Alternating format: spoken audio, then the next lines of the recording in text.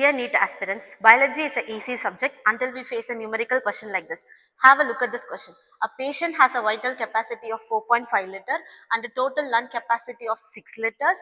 If his functional residual capacity is 2.5 liter, we have to calculate the expiratory reserve volume. In our textbook, they have given a formula like this. But wait, where is the formula to find the expiratory reserve volume? It is not given in the textbook. For you, I am going to give you a life and time saving trick called one hand palm rule. So take your left hand and trace it in the paper. You can get a diagram like this. So which is the tall finger? We know middle finger is the tall finger. So T for tall or T for tidal volume. And we have an index finger. I for inspiratory reserve volume. And we have a engagement ring finger. So we can say it is an expiratory reserve volume.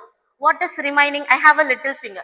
I can say it is a residual volume. Now what I am going to do, I am going to add two fingers together so that I can get inspiratory capacity. If I add these two fingers, I get expiratory capacity. If I add these two fingers, I get functional residual capacity.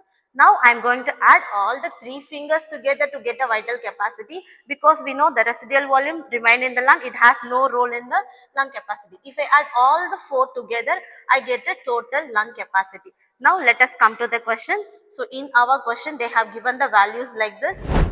So the total lung capacity is 6 liters and the vital capacity is 4.5 liters.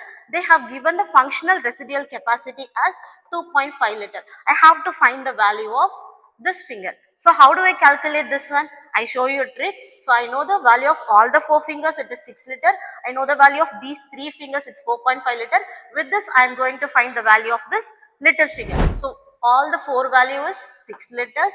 I am going to subtract the three fingers together, it is 4.5.